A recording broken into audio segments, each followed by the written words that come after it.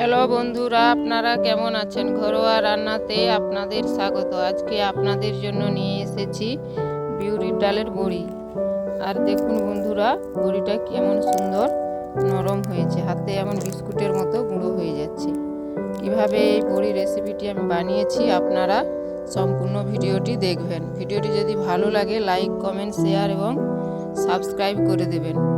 ঘরোয়া রান্না Facebook page থেকে দেখলে পেজটিকে ফলো করে দেবেন। দেখুন বন্ধুরা, এর জন্য 500 গ্রাম বিউলির ডাল নিয়েছি। এই ডালটাকে 12 ঘন্টা মতো জলে ভিজিয়ে রাখবো।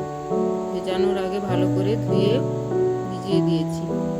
12 ঘন্টা পরে দেখুন আবার একবার ভালো করে ধুয়ে নেব।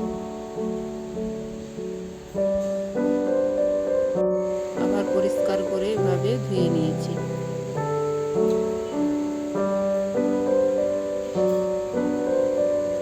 এবার ডালটাকে বেটে নেব। সব ডালগুলো বেটে নিয়েছি। এবার একটি ঢাকা দিয়ে সারা রাত এভাবে রেখে দেব।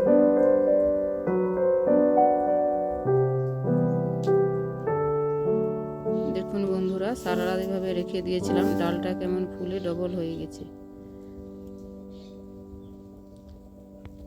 এর জন্য নিয়েছি গোটা জিরে, লঙ্কা রোদে দিয়ে এভাবে গুঁড়ো করে নিয়েছি। নিয়েছি থেতো করা আদা, আর নিয়েছি লবণ, আর নিয়েছি তেল। এবার ওই ডাল বাটার মধ্যে থেতো করা আদা এবং দিয়ে দেব 4 চামচ জিরে। এখানে 500 ডালে 25 গ্রাম আদা নিয়েছি।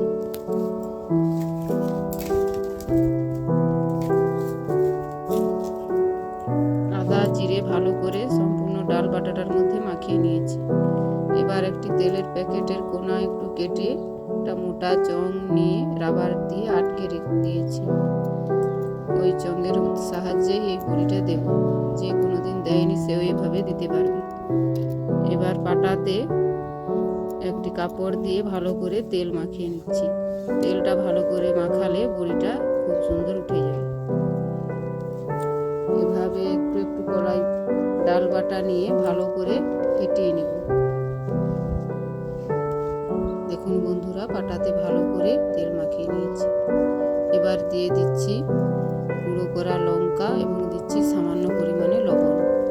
দেখুন বন্ধুরা, ডালটা ফেটানো হয়ে গেছে, কালারটা সম্পূর্ণ আলাদা হয়ে গেছে, একদম সাদা ধপধপে হয়ে গেছে। আর লঙ্কা গুঁড়োটা আগে থেকে দিলে ডাল বাটাটা লাল হয়ে যাবে। এই জন্য যখন ডালটা ফেটানো হয়ে যাবে তখন লঙ্কা গুঁড়োটা দেবেন। এবার এইভাবে বড়িগুলো দিয়ে দিচ্ছি। খুব সহজেই আপনারা এইভাবে দিতে পারবেন।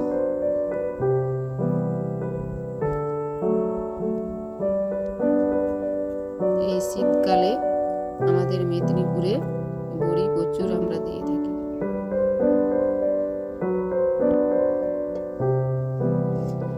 এইভাবে আপনারা ভালো করে ফেটাবেন। যত ফেটাবেন বড়িটা তত নরম হবে।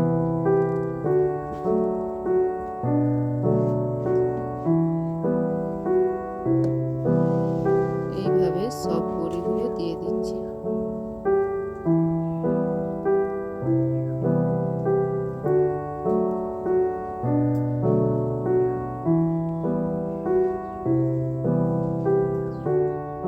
দেখুন বন্ধুরা, সব বড়িগুলো দেওয়া হয়ে গেছে এবং খুব সুন্দর সাদা ধপধপ করছে একদম। এবার 2 দিন এই বড়িটা ভালো করে শুকনো করে নেব। 2 দিন এই বড়িটা ভালো করে শুকনো করে নিয়েছি। দেখুন বন্ধুরা, একদম হালকা এবং সাদা হয়ে